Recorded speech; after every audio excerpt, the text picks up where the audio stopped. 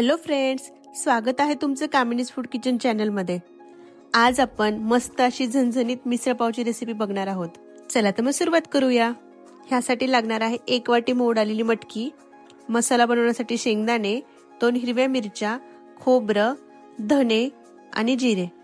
सोबतच लागणार आहे कोथिंबीर, बारीक चिरलेला कांदा, अद्रक, लसूण, खडा मसाला आणि टोमॅटो। मसाल्यांमध्ये लागणार आहे 1 चमचा घरगुती काळा मसाला, लाल तिखट, धना पावडर आणि हळद आणि 2 चमचे मिसळ पाव मसाला। सगळ्यात आधी आपण हळद आणि मिठाच्या पाण्यामध्ये मटकीला वाफ देऊन घेऊया। साधारण 5 ते 7 मिनिट मटकी ह्या पाण्यात शिजवून घ्यायची। मटकी शिजेपर्यंत आपण आता मसाला भाजून घेऊया। एका कढईमध्ये आपण घेतलेला खडा मसाला आणि खोबरं व्यवस्थित भाजून घेऊया। 1 चमचाभर तेल घेऊन खोबरं थोडं लाल होईपर्यंत भाजून घ्यायचं। खोबरं भाजून झालं की ह्यात खडा मसाला पण टाकायचा। खडा मसाला टाकल्यानंतर गॅस थोडा कमीच ठेवायचा। ह्यात लगेच धने, जिरे आणि शेंगदाणे पण भाजून घ्यायचे। हे जास्त वेळ भाजायचं नाही, नाहीतर ह्याने भाजीची चव कडसर होऊ शकते। त्याच कढईत बारीक चिरलेला कांदा, अद्रक, लसूण आणि हिरवी मिरची पण भाजून घ्यायची। हलका सोनेरी कलर येईपर्यंत तेलात भाजून घ्यायचा। आता भाजलेला खडा मसाला, खोबरं आणि शेंगदाणे हे मिक्सरमध्ये बारीक वाटून घ्यायचे। खडा मसाला आणि खोबरं वाटत असताना ह्यात कसल्याच प्रकारे पाण्याचा वापर नाही करायचा। वाटण तयार आहे। आता कांदा, हिरवी मिरची, लसूण आणि अद्रकची पेस्ट करायची। करताना कोथिंबीर ऍड करायची त्यात। आपले दोन्हीही वाटणे तयार आहेत।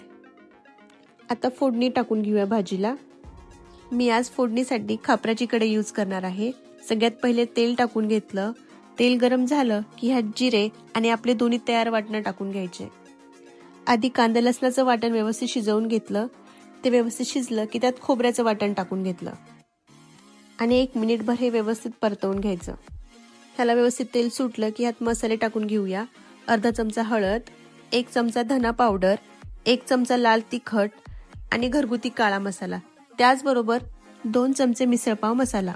हे सगळे मसाले टाकून झाल्यावर 1 मिनिटभर हे तेलात परतवून घ्यायचे। मसाले तेलात एकजीव झाले की ह्यात टोमॅटो आणि कोथिंबीर टाकून परत मिनिटभर परतवून घ्यायचं। टोमॅटो आपण नंतर टाकले, कारण हे आधी टाकले असते तर ह्याच्या पाण्यामुळे मसाले व्यवस्थित शिजले नसते।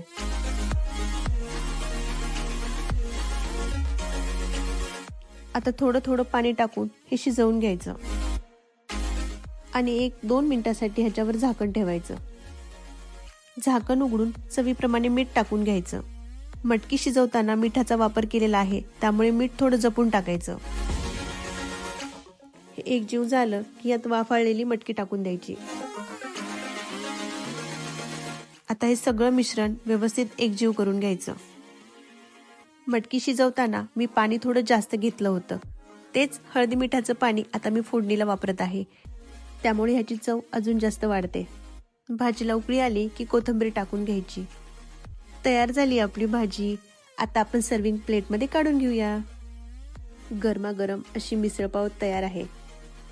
आता परत एकदा कोथिंबीरीने गार्निश करून घेऊया।